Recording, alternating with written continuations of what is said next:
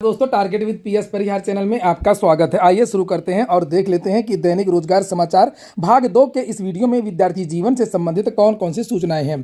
तो वीडियो को जल्दी से लाइक कर दें, शेयर कर दें। जिन छात्रों ने चैनल को अभी भी सब्सक्राइब न किया हो तो जल्दी से सब्सक्राइब कर लें ताकि आप लोगों को इसी प्रकार की ऑथेंटिक और सॉलिड अपडेट से सबसे पहले मिलती रहें।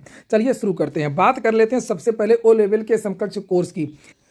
चूंकि पढ़ाई तो ठीक है, विज्ञापन तो ठीक है, लेकिन उसके लिए आप लोगों के पास पर्याप्त अर्हता भी होनी चाहिए और किसी भर्ती के बारे में खास रणनीति भी होनी चाहिए। क्योंकि आजकल गला काट प्रतिस्पर्धा है, इसलिए कुछ ना कुछ अलग से योग्यता आप लोग हासिल कर लीजिए। चाहे स्टेनोग्राफी सीख लीजिए, टाइपिंग सीख लीजिए, ओ लेवल का कोर्स कर लीजिए। ट्रिपल सी तो आप कर ही चुके हैं लगभग सभी विद्यार्थी।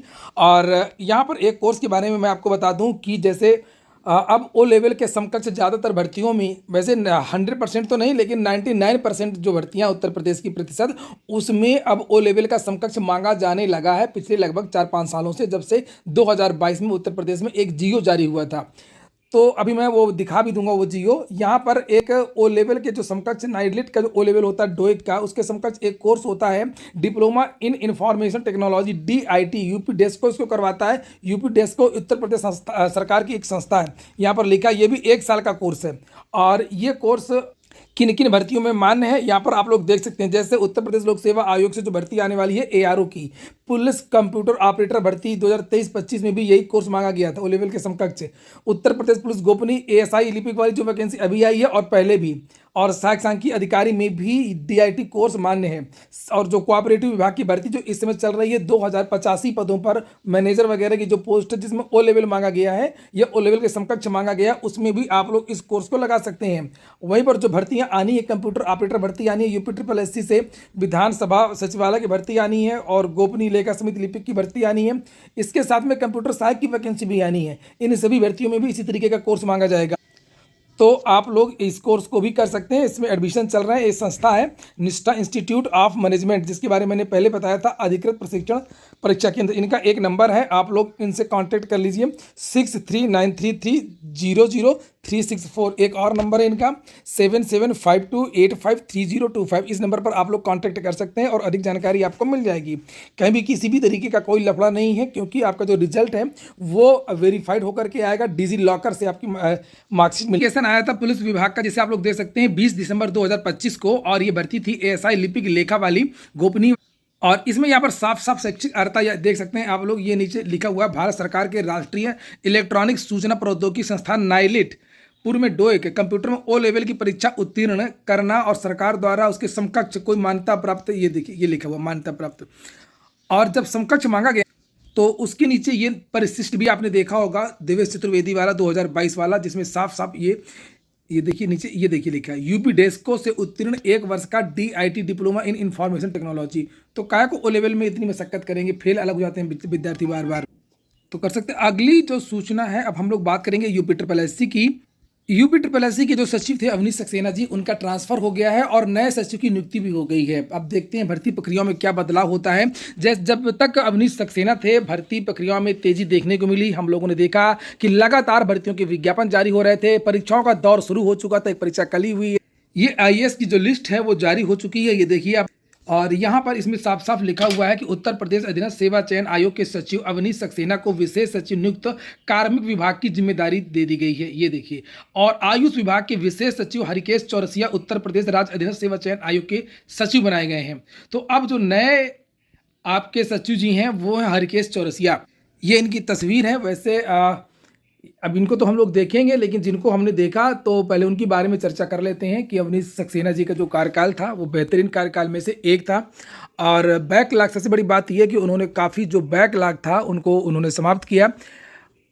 PET में भी ज़्यादा विद्यार्थियों को बुलाने की परंपरा उन्होंने शुरू किया। और जो सुधार उनके कार्यकाल में हुए, जैसे विज्ञापन जब जारी हो जाते थे तो बीच बीच में जो अधियाचन आया करता था तो उसको भी जोड़ने की परंपरा इन्होंने शुरू किया। और सबसे बड़ी बात यह कि पाठ्यक्रम सिलेबस में एक बहुत बड़ा बदलाव किया गया। भर्ती का जो प्रक्रिया है, परीक्षा की जो योजना है वो इस तरीके की गई यूपी SSC की, जिससे जो यूपी के जो ग्रामीण क्षेत्र के जो विद्यार्थी थे उनका चयन ज़्यादा होता था और यूपी के छात्रों का चयन ज़्यादा होने लगा। उसका कारण यही था कि यूपी की भर्तियों में यूपी से संबंधित क्वेश्चन को इन्होंने मुख्य परीक्षा में अनिवार्य कर दिया। मैथ का जो भाग है वो कम कर दिया ताकि एसएससी और अन्य विभाग के जो बच्चे आते थे उनका आना थोड़ा सा कम हो गया। आते तो हैं मगर ऐसा नहीं कि उनकी बहुलता रहती है चयन में। अब सामान्य विद्यार्थी जो जीएस, कंप्यूटर, यूपी स्पेशल जो पढ़ लेगा उसका सिलेक्शन हो जाएगा। तो कई सुधारों के लिए जो है जाने जाएंगे और सबसे मेन बात है कि यूपी ट्रिपल एससी की जो धीमी प्रक्रिया थी उसको इन्होंने काफ़ी तेज़ी से आगे बढ़ाया। बस कुछ चीज़ें और हो सकती थी जो नहीं हो पाई, जैसे कट ऑफ तो जारी करता है यूपी ट्रिपल एससी लेकिन मार्कशीट जारी नहीं करता है फेल और पास विद्यार्थियों की। तो थोड़ा सा ये अगर जारी कर देता। ये और एक बड़ी मांग थी पूरा संभावित भर्तियों का एग्जाम कैलेंडर कि इस साल कौन कौन सी भर्तियां आएंगी उसका एग्जाम कैलेंडर ये भी जारी कर सकता था यूपी ट्रिपल एससी। ये इसने आज तक जारी नहीं किया। हालांकि एग्जाम डेट तो उसने घोषित किया लेकिन परीक्षाएं भर्तियां कौन कौन सी आएंगी इसके बारे में कभी कुछ नहीं बताया। तो ये 2-3 चीज़ें और हो सकती थी। खैर, जो नए सचिव जी हैं उनका यहाँ पर स्वागत है यूपी ट्रिपल एससी में और जो पुराने सचिव हैं उनका बहुत बहुत धन्यवाद। अगली सूचना है 60,000 मानदेय आवास, 10,000 भत्ता।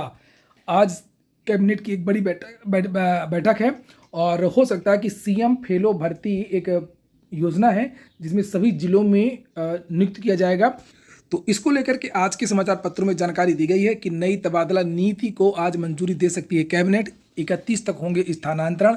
3 वर्ष जिले और 7 वर्ष से मंडल में जमे अधिकारी कर्मचारी हटेंगे। नीचे यहाँ पर ये लिखा हुआ है। ये कैबिनेट में कई सारी चीज़ें होंगी। एक स्थानांतरण वाला मामला तो होगा ही लेकिन ये है हर जिले में अब तैनात होंगे सीएम फेलो और 60,000 रुपये मानदेय मिलेगा।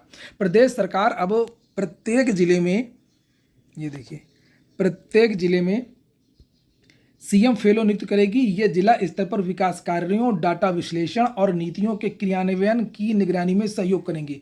फेलो को मासिक मानदेय के रूप में 60,000 रुपये दिए जाएंगे।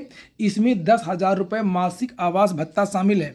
सोमवार को कैबिनेट की बैठक में इस प्रस्ताव को स्वीकृति मिल सकती है। आज चयन प्रक्रिया में अभ्यर्थियों की शैक्षणिक योग्यता क्या होगी ये आज तय होगा।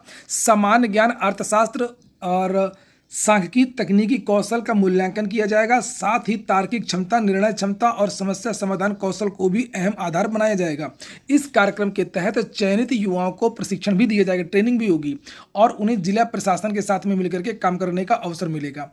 तो इसके बारे में आज शाम को पता चल जाएगा कि किस तरीके से इनकी भर्ती होगी। जहाँ तक संभावना यही है कि इनकी जो भर्ती वो एकेडमिक के जो नंबर होते हैं उसको जोड़ा जाएगा और साक्षात्कार के माध्यम से ये भर्ती होगी। उसके अलावा कुछ और भी यहाँ पर सूचनाएं दी गई हैं जिन्हें आप लोग देख सकते हैं। एक और सूचना है पीसीएस नोटिफिकेशन। पीसीएस 2025 नोटिफिकेशन की चर्चा कर लेते हैं। बहुत सारे विद्यार्थी पूछ रहे थे। तो पीसीएस के नोटिफिकेशन में अभी देरी लगेगी और जो जानकारी मिली है कि पीसीएस की जो नोटिफिकेशन है वो अब जुलाई के फर्स्ट वीक में आ सकता है। जुलाई के फर्स्ट वीक तक आ सकता है। तो थोड़ा सा आपको इंतजार करना होगा। विज्ञापन से परेशान नहीं होना किसी को भी। विज्ञापन तो आप लोगों को हो सकता है कि 555 पदों का ही देखने को मिले लेकिन पद तो इस बार 1200 होने ही होने, कोई भी नहीं रुक सकता है। जिन जिन विभागों का मैंने आपको डाटा दिखाया था कि एसडीएम के कितने पद, डिप्टी एसपी के कितने पद, नैब के कितने पद, सीटीओ के कितने पद, ये सब वीडियो में बना चुका हूँ। आप लोग जाकर के देख सकते हैं। और इस बार कुछ विशेष योग्यता के भी पद आने हैं जैसे सीनियर डाइट लेक्चरर इत्यादि के, बीएसए इत्यादि के भी पद आने हैं। बीएड वालों के लिए भी पद आने हैं तो उनको भी आप लोग जाकर के वीडियो को देख लीजिएगा। तो लगभग 400 के आसपास हैं ये स्पेशल पद और लगभग 800 के आसपास नॉर्मल पद है। तो लगभग 1200 के आसपास पद हो जाएंगे। विज्ञापन लेकिन 555 का ही निकलेगा। बहुत ज़्यादा पदों का विज्ञापन नहीं निकलेगा। तो आप लोग पढ़ते रहिए, घटना चक्र, PYQs वगैरह लगाते रहिए, परीक्षा वाणी वगैरह, करंट अफेयर के लिए अभी से तैयारी करते रहिए। खूब पर्याप्त समय मेंस के लिए भी पहले से ही पढ़ लीजिए। अभी प्री निकालने के बाद में अगर मेंस की तैयारी करेंगे फिर दिक्कत हो जाएगी। प्रीलिम्स की पहले मेंस पढ़ेंगे तो दिक्कत हो जाएगी। तो अभी तो आपका पर्याप्त समय मेंस पढ़ने का भी। और इस भर्ती को भी आप लोग अंतिम अवसर मानिएगा क्योंकि 3 बड़ी भर्तियां हो गई, पीसीएस 24, 25 और ये 26। इसके बाद फिर बड़ी भर्ती नहीं आएगी। लगभग सब पद भर ही जाएंगे, केवल कुछ ही पद बचेंगे जो रिटायरमेंट के द्वारा रहा करेंगे। मतलब फिर वही निकलेगा 250-300 पदों का विज्ञापन, तब और समस्या होगी। ये हो गया आज का वीडियो आपको अच्छा लगा हो, आपके काम का हो तो लाइक अवश्य कर लें। जिन छात्रों ने चैनल को सब्सक्राइब न किया हो सब्सक्राइब कर लें। पूरा वीडियो सुनने के लिए बहुत बहुत धन्यवाद।